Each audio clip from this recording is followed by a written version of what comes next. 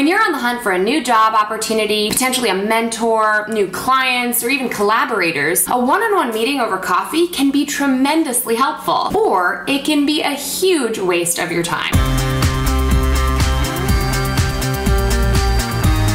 Hey everyone, it's Emily here with Bossed Up, and today's video is basically my public service announcement to please put an end to totally useless meetings in which you're just picking someone's brain over a cup of coffee. Sometimes those kinds of meetings can be a total waste of each other's time and lead to absolutely nothing. There is a better way to leave a coffee meeting feeling like you both forged a new relationship and got something out of it. Let me break down my top strategies for making the most of those one-on-one meetings. First, lead with story. I don't want to just hear what you do. I want to hear why you do it. Tell me the story behind where you are today. What choices have you made along the way that illustrate your values? Explain to me why you care about what you're doing and why I should care too. This is known as your story of self, an explanation of who you are and why you do what you do. Now, learning to tell a good story of self is something I'll devote an entirely different video to at some point. But for now, just remember to start those one-on-one coffee meetings by clearly demonstrating your values, by telling someone how you got to where you are today and the choices you made along the way. That can provide helpful context that demonstrates what kind of person you are and hopefully opens the conversation up to find common ground through shared values. Now, obviously, coffee meetings aren't performances, they're conversations. So as much as you want to get your story of self across to provide some context to the conversation, you want to be just as curious about what makes the other person tick. Why do they get up every day and do what they do? What motivates them to make the choices that they've made that have led them to where they are? The goal here is to ask open-ended questions so you can find common values that you both share, things you both care about. For instance, if you're just getting into the world of programming and web development and you're meeting with someone who's a senior web developer who's been at it for a while, you might think that all you have in common is your desire to work in the same field. That's not the foundation of a meaningful relationship. By asking open-ended questions like, why did you choose this field to begin with? Or what have you found to be the most meaningful part of your work? That can lead to the real heart of the matter. You might learn that that senior developer loves programming and development most because of the pathway to prosperity that that kind of coding education is providing for students in otherwise underfunded and underprivileged communities. You might even find out that she volunteers some of her time at a nearby school doing just that.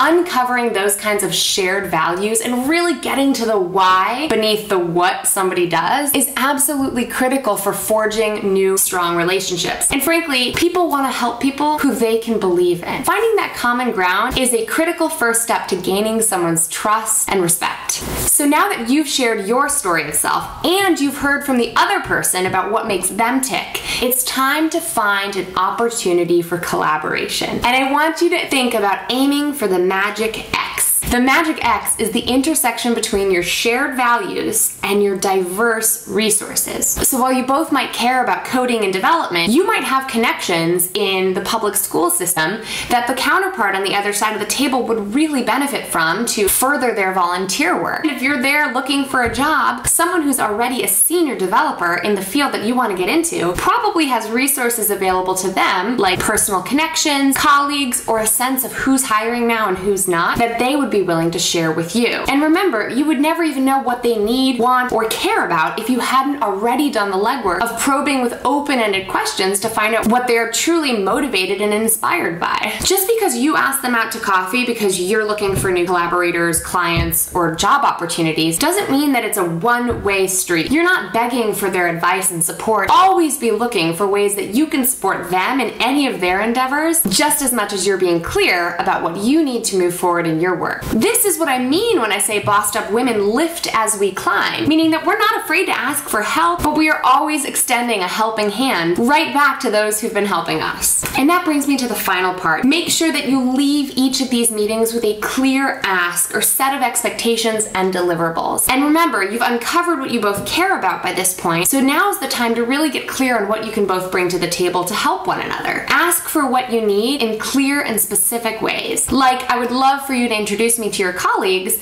who you said might be considering hiring some entry-level people soon. Or I'd love for you to look at my resume and provide me with feedback on how you think my qualifications align with the marketplace right now. By the end of your conversation, since you've already swapped stories and figured out what they care about most, now is the time to really uncover how their resources might help you and vice versa. This definitely doesn't have to feel transactional or sleazy either, because at this point you've already established what you both care about. Now it's about furthering one another's success and doing so in a mutually beneficial way. Honestly, you could call it asking for the help that you need, or you could call it providing a meaningful opportunity to take action on shared values. Now, this can be just as true for your own job search or starting your own business or launching your own side hustle. It's all about finding people who care about what you care about, but have different resources to bring to the table. Now, once you've made your clear ask and outlined next steps, obviously you want to thank them so much for their very valuable time. In fact, I try to keep these meetings always less than 30 minutes out of respect for one another's time. And then, of course, send a follow-up email in a timely fashion, at least within 24 hours, with any more information, resources, or holding up your end of the bargain. And remember, these coffee meetings are just the start of a relationship. Keep the conversation going when you see news items or resources out there that you know would help further what they care about most. And in the same way, it's totally acceptable to continue to go back to that person for their advice, guidance, and support along the way. By keeping things reciprocal, you're continuing to be respectful of one another's time and talents. As always, thank you so much for tuning in. I hope you found this information helpful, and if you did, I've got an ask for you. Share this video with those you think would appreciate it, and don't forget to hit that subscribe button now so we can keep this conversation going.